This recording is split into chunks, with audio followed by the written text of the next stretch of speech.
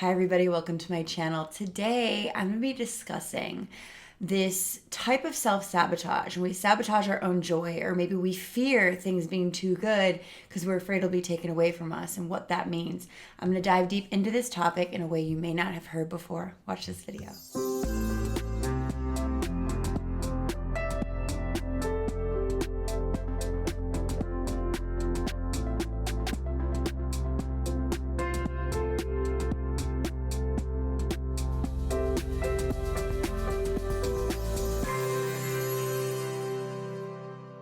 Hello everybody, welcome to my channel. If you're new, please click the little subscribe button and the bell to receive notifications when I release new videos. And if you've been with us for a while, thank you so much and welcome back. Today's subject is something that so many of you know about, but maybe you don't put your finger on it. Why this happens, what to do about this. And this is about sabotaging your own joy. So many of us grow up with these misinterpretations of how the universe works because that's how our parents worked. And when we're younger, we think our parents are God, and we forget when we're older to upgrade that. And I want to talk a little bit about reparenting and inner child work and what is going on here. So the first thing to know is this could either be a mother wound or a father wound. I think in my shadow work course, I describe it as a mother wound for many reasons. But today's topic is a little bit more neutral. It can be a mother wound or a father wound. It's basically whoever the authority figure you had that you put in your head. And it's the authority figure that you had that was the most critical and rejecting. And here's how this goes. So when we grow up and we're not properly mirrored, and you guys know, if you watch my videos, I talk about this a lot. It's actually week 1 in inner work, which shoot, I got to remind you guys, inner work starts June 7th. So only a few days left. We start June 7th. It is 8 weeks with me, 90 minutes a week, talking about deep dives into inner child wounds, into inner child reparenting, into emotional wound healing for the last time. And when we do that, we get rid of our toxic relationship dynamics, right? They heal back into self. And also we start to attract the truth of our purpose, because as we heal emotional wounds, we are not having anything in the way of our true self, right? Really think about that. More on that later. So when we are not emotionally mirrored, meaning your emotions were not mirrored perfectly or correctly, you start to have self-doubt. When you say, oh, I feel this way, and your parents like, no, you don't, or that's ridiculous, or you're fine, or you're too sensitive. Whenever we go through something where we feel like our natural state of emotional integrity is not matched by the person we need survival, the person we look up to, we start to freak out internally and make it about us because they must be perfect. Now, what we have to understand is most of our parents didn't do the emotional healing work. They didn't do the inner work. So whatever wounds that they had because it was done to them, they will be doing to you subconsciously and also slightly consciously, which I'll explain. When it's subconscious, it's this is what was done to me, so this is what I do to you. And also the conscious part of it is it actually makes them feel better to put it onto you, so it validates the shit that happened to them. Right? So when you're not mirrored because they weren't mirrored, what happens is you start to have doubt about yourself. Wait, is there something wrong with my perception? Wait, am I not understanding right? Can I not trust myself? I guess my emotions are wrong. But when we're young, before the age of 8, we are our emotions. So we think, I'm wrong. Really take that in. So many of us have this wound. There's something wrong with me. This is where it comes from. It's an emotional wound, right? There's something wrong with me. I'm not mirrored. So when we do that, we start to think, oh my gosh, there's doubt about me. I'm not sure about me. We start to adopt the way of that parent. We abandon the inner guidance because we were made to, conditioned to. We abandon the inner guidance. We line up with their guidance. Therefore, we're always external. Therefore, now we're codependent. We are dependent on someone else's opinions of us at all times and know we're okay. I need to be validated. I need to be valid. If I'm not validated, I'm not valid. And if their way is different than my natural way, then I'm totally in doubt. And then I just always look externally. That is what happens, right? So when we start taking away our joy, think about this. Think about your rejecting critical parent, the one that's telling you you're wrong, the one that makes you subconsciously abandon your inner guidance to line up with them. That parent, in essence, just crushed your joy, because we have a feeling of joy when we're connected to ourselves and our intuition, and we follow our emotions. And when we have emotional integrity or emotional autonomy, I talk about a lot in my work, it's because we trust what we feel.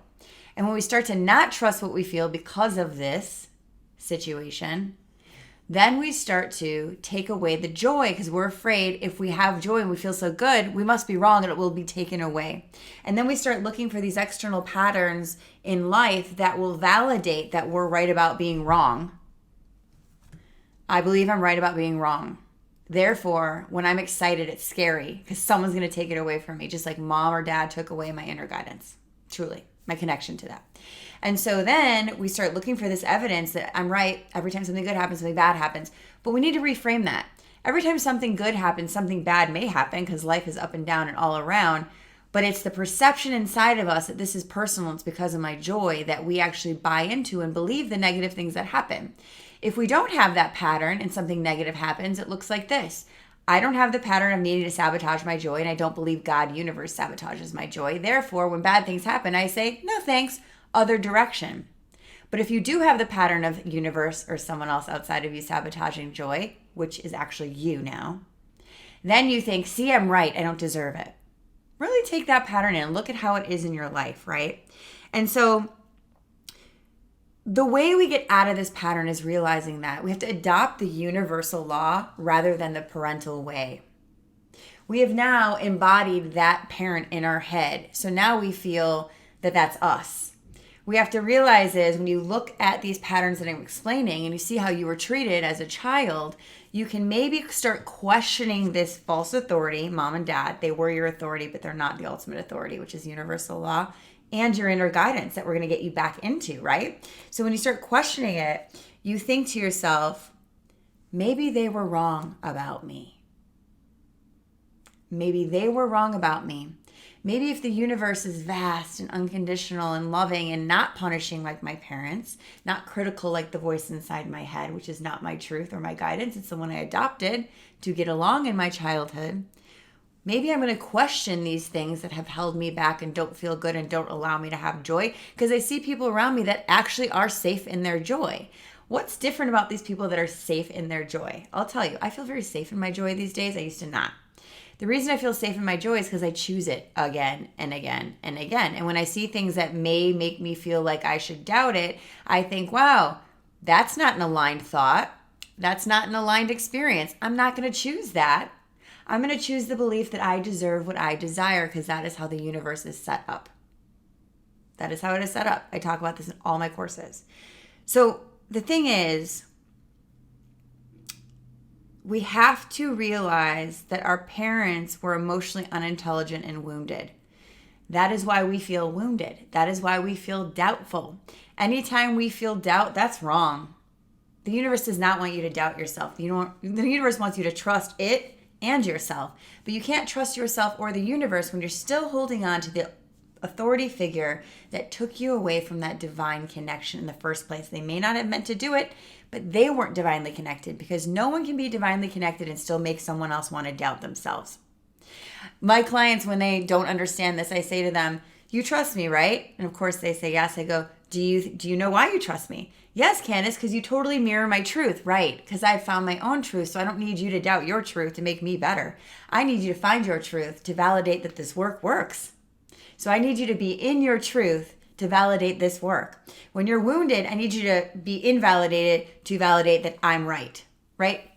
Once you know who you are and what it feels like to be more whole and healed and integrated, you want everyone to feel that because you realize together we're all better. If there's wounded people around you, it hurts you. You don't want people to be wounded around you when you're healed. You want them to be healed so you can all be happy and abundant together. Think about it.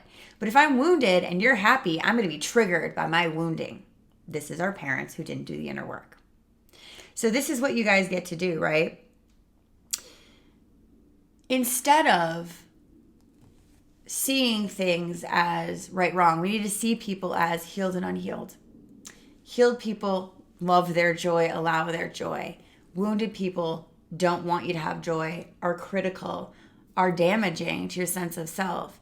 So if someone is doing that to you, especially a parent, they are wounded. They are not healed. So when we can see that, we don't want to adopt someone who's wounded in their way. We want to find the healed way. And the healed way is always more love, not less. Unconditional self-love.